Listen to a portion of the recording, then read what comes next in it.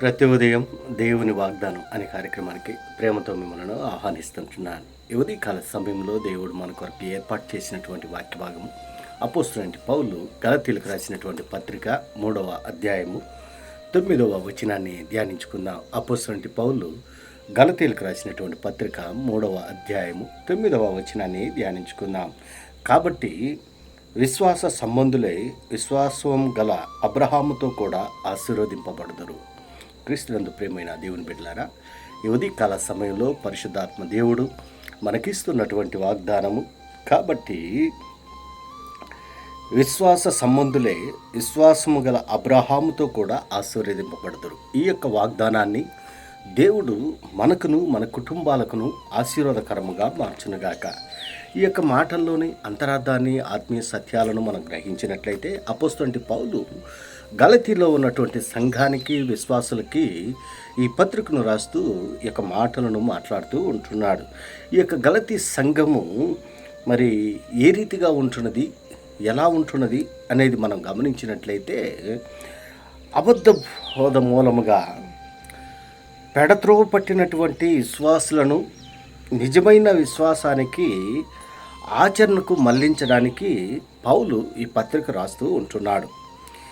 మరి దేవుడు తనను యూదేతరుల అపోస్తలుడుగా ఎన్నుకున్నాడని పౌలు వివరిస్తూ క్రీస్తులోని విశ్వాసం ద్వారా జీవించే ప్రేమ క్రైస్తవ నడతకు పునాది అని చెప్పడము ఈ యొక్క పత్రికలోని ముఖ్య ఉద్దేశంగా ఉంటున్నది. అంత మాత్రమే కాదు, అపోస్తలుడుగా పౌలు ఉన్న ప్రామాణికత, దేవుని కృపా సువార్త, క్రైస్తవ స్వాతంత్ర్యము మరియు కర్తవ్యము అనే అంశాలు ఈ యొక్క పత్రికలో ప్రాముఖ్యమైనటువంటి అంశాలు.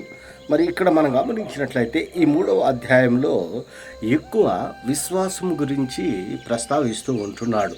ఆ యొక్క గలతీ సంఘములో విశ్వాసము సన్నగిల్లినటువంటి సందర్భం, ఆ విశ్వాసుల్లో విశ్వాసము లేనటువంటి స్థితిలో ఉన్నటువంటి సందర్భంలో పౌలు వారిని ఉత్తేజపరుస్తూ విశ్వాసము ఏ రీతిగా కలిగి ఉండాలి, అలనాడు మన పితరులైనటువంటి అబ్రహాము విశ్వాసులకు తండ్రిగా ఎంచబడ్డాడు. ఎందుకనగా దేవుని యొక్క మాటకు లోబడి దేవునితో నడిచాడు, దేవునితో సహవాసం చేశాడు, దేవునిలో ఉన్నాడు, నమ్మకముగా ఉన్నాడు విశ్వాసంలో అబ్రహాము. అందుకే అబ్రహామును ఇక్కడ ఉదాహరణగా చూపిస్తూ ఉంటున్నాడు. కాబట్టి విశ్వాస సంబంధులే అనగా దేవుని యందు ఎవరైతే విశ్వాసముంచి జీవిస్తారో అటువంటి వారే మరి విశ్వాసము గల అబ్రహాముతో కూడా ఆశీర్వదింపబడదురు. మరి అబ్రహాము విశ్వాసముతో దేవునితో నడిచాడు, ఏ రీతిగా ఆశీర్వదింపబడ్డాడు. మరి 7 రకములైనటువంటి ఆశీర్వాదాలు అబ్రహాము పొందుకున్నట్లుగా మనం చూస్తూ ఉంటున్నాం. దేవుడు అంతకంతకు అబ్రహామును ఆశీర్వదించాడు. ఎందుకనగా దేవుని మాటకు లోబడ్డాడు ఒకటి, దేవుణ్ణి వెంబడించాడు ఒకటి, నమ్మకముగా ఉన్నాడు అబ్రహాము. అందును బట్టి మరి అబ్రహాము అనేక ఆశీర్వాదములకు మరి కారణభూతుడుగా ఉంటున్నాడు. క్రీస్తునందు ప్రియమైన దేవుని బిడ్డలారా, దేవుని నమ్మినటువంటి బిడ్డలుగా మనం ఈ లోకంలో జీవిస్తున్నప్పుడు మన విశ్వాసము ఏ రీతిగా ఉంటున్నది, విశ్వాసములో నిలకడగా మనం ఉంటున్నామా, దేవుని యందు నమ్మకముగా మనం ఉంటున్నామా, దేవునితో నమ్మకముగా నడుస్తూ ఉంటున్నామా, దేవునితో సహవాసము కలిగి జీవిస్తూ ఉంటున్నామా. ఈ రీతిగా మనం జీవించినప్పుడు మనం విశ్వాసులుగా ఎంచబడతాము. అవిశ్వాసం కలిగి మనం ఈ లోకంలో జీవిస్తూ ఉంటున్నామేమో. ఎందుకంటే సంపూర్ణంగా మన జీవితాలను దేవునికి సమర్పించుకోకుండా మరి నామకార్థ క్రైస్తవ జీవితంలో, నామకార్థ విశ్వాస జీవితంలో జీవిస్తూ ఉంటున్నామేమో.